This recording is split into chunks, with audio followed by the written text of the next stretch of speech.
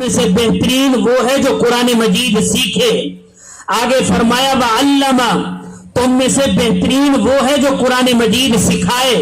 یعنی نبی اکرم صلی اللہ علیہ وسلم کی زبان سے ایسے قرآن پڑھنے والے کو بہترین کہا گیا ہے اور قرآن پڑھانے والے کو بھی بہترین کہا گیا ہے.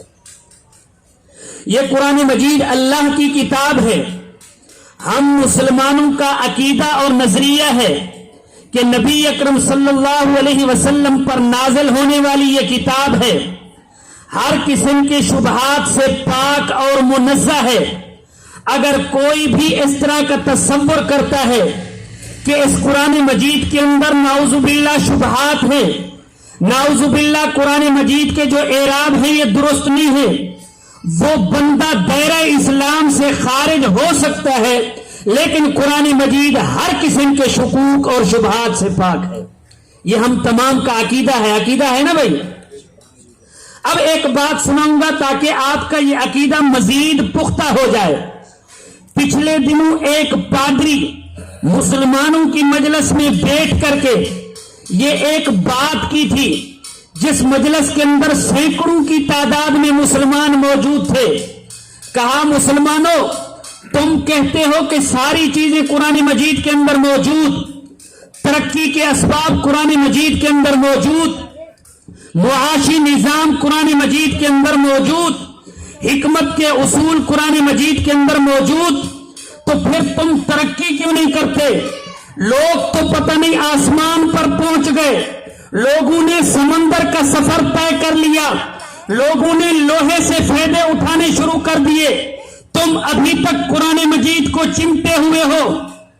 وہ پادری کہنے لگا ذرا اس کتاب کو اٹھاؤ، پسے پشت ڈال دو، سائنسدانوں کے ساتھ مل جاؤ، ترقی کے مراحل طے کر لو گے.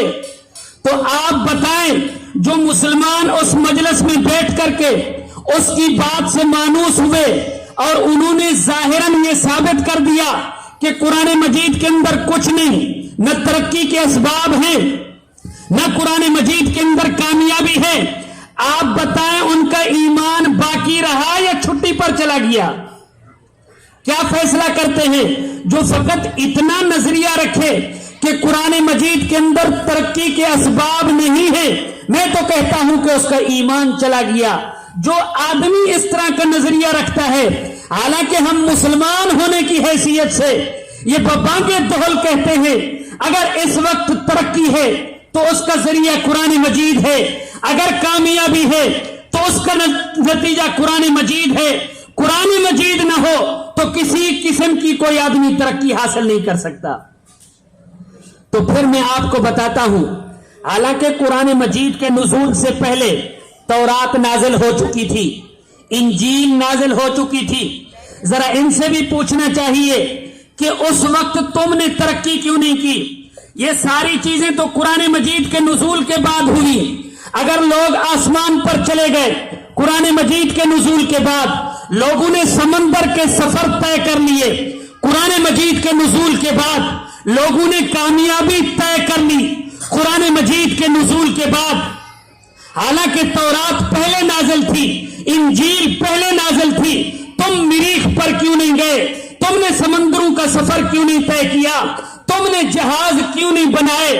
اگر جہاز بنانے کا طریقہ سکھایا تو قرآن نے سکھایا، سمندر کے سفر طے کرنے کا طریقہ سکھایا تو قرآن نے سکھایا، لوہے سے فائدہ اٹھانے کا طریقہ سکھایا تو قرآن نے سکھایا. یہ ساری چیزیں قرآن مجید کے بعد ہوئی، پہلے نہیں ہوئی تھی. چند ایام پہلے جب سائنسدان مریخ پر جانا چاہتے تھے کہ ہم مریخ پر جائیں، آپس میں بیٹھے، ابھی تک وہ مسلمان نہیں ہیں، بیٹھنے کے بعد مشورہ کر رہے ہیں کہ مریخ کی طرف ہمیں جانا ہے، آیا وہاں پر زندگی ہوگی یا نہیں ہوگی؟ کسی سائنسدان نے کہا وہاں اگر جاؤ گے جل جاؤ گے، کچل جاؤ گے، کوئی چیز میسر نہیں ہے، وہاں پر اپنی جانیں دے کر کے بیٹھ جاؤ گے. کچھ نے کہا وہاں سفر نہیں کر سکتے، کچھ نے کہا نہیں پہنچ سکتے. لیکن وہی ایک بندہ بیٹھا تھا جو مسلمان نہیں تھا. فرمایا مسلمانوں کے اوپر آنے والی کتاب جو نبی اکرم صلی اللہ علیہ وسلم پر نازل ہوئی، ذرا اس کو دیکھ لیجئے, مطالعہ کیجئے وہ کیا کہتی ہے. انہوں نے قرآن مجید کے انگلش کے اندر ترجمے اٹھائے, قرآن مجید کا پورا مطالعہ کرنا ایک کافر نے شروع کیا. قرآن مجید کی اس آیت پر پہنچا, اللہ کریم نے فرمایا وَجَعَلْنَا مِنَ الْمَاءِ كُلَّ شَيْءٍ حَيٍّ. اللہ فرماتے ہیں ہر چیز کی زندگی ہم پانی سے بناتے ہیں. پودے ہیں, پانی ہے تو زندگی, اگر پانی نہیں تو پودے خشک ہو جاتے ہیں. انسان ہے, پانی ہے تو زندہ, اگر پانی نہیں تو انسان نہیں بچ سکتا. جانور ہے, پانی ہے تو زندہ, پانی نہیں تو زندگی نہیں. فرمایا اللہ تعالیٰ نے یہ فرما دیا کہ ہر چیز کی زندگی پانی کے اندر ہے. اب مریخ پر جانے سے پہلے ذرا ریسرچ کرے, معلومات کرے وہیں پر پانی ہے یا نہیں ہے. اگر پانی ہوگا تو زندگی بھی ہوگی, چونکہ یہ اللہ کے نبی پر نازل ہونے والی کتاب ہے.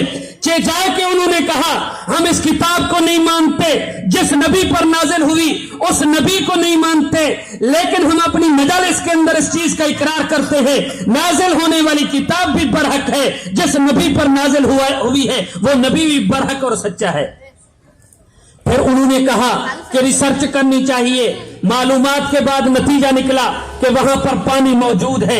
فرمایا جب پانی موجود ہے تو وہاں پر زندگی بھی ہے, اب سفر کرنا چاہیے. اب جب سائنسدانوں نے سفر کرنا چاہا تو سب سے پہلے قرآن کے محتاج ہوئے. معلوم ہوا کہ ترقی کا ذریعہ ہے تو قرآن مجید ہے, قرآن مجید کے علاوہ اور کوئی چیز ترقی کا ذریعہ نہیں ہے.